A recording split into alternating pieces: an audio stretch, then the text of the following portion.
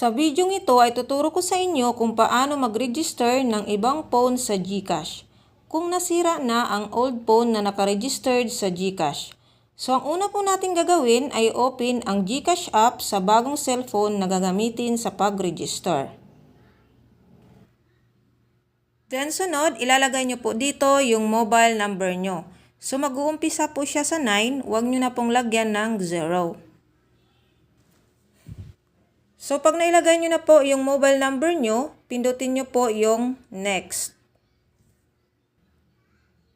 Then may lalabas na ganito, verify with text message. We sent a 6-digit authentication code to your registered mobile number. So makakatanggap po kayo ng 6-digit authentication code guys. So ilalagay nyo po dito. So ayan na po siya guys, nailagay ko na po yung 6-digit authentication code. Then may lalabas na ganito, GCash would like to know your location. Share your location with GCash to enjoy the best deals in your city. So basahin nyo na lang yan siya guys. So kung gusto nyo pong i-share yung location nyo, pindutin nyo lang po yung share location. So kung ayaw nyo naman po, pindutin nyo yung no thanks. So sa akin po, ang pipiliin ko ay no thanks. Okay? So ayan na siya guys. So ilalagay nyo po dito yung 4-digit PIN nyo. Then may lalabas na ganito. It looks like you changed your phone. Register this phone para siguradong ikaw lang ang may access sa account mo. So ang step 1 na gagawin nyo guys, tap on I want to register this phone. Step 2, take a selfie, scan or OTP. Then step 3, wait for 4 hours while we run a few more checks. So mag-wait po kayo guys ng 4 hours bago po kayo makapag-login sa ibang cellphone. So ang susunod na gagawin nyo guys ay pipindutin ang I want to register this phone.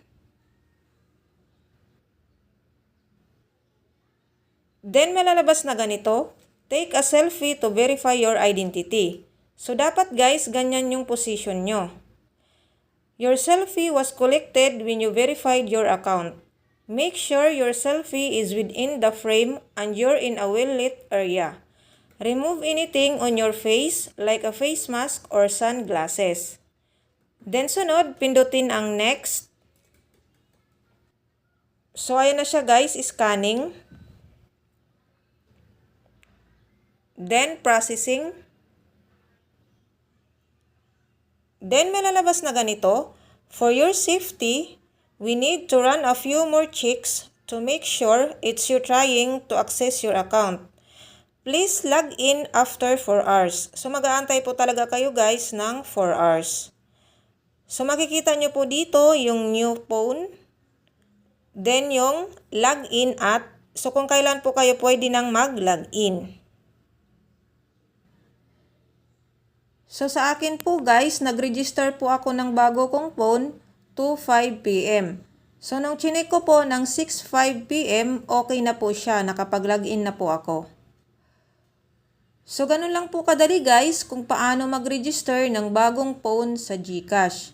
So kung may katanungan po kayo, comment lang po kayo sa comment section.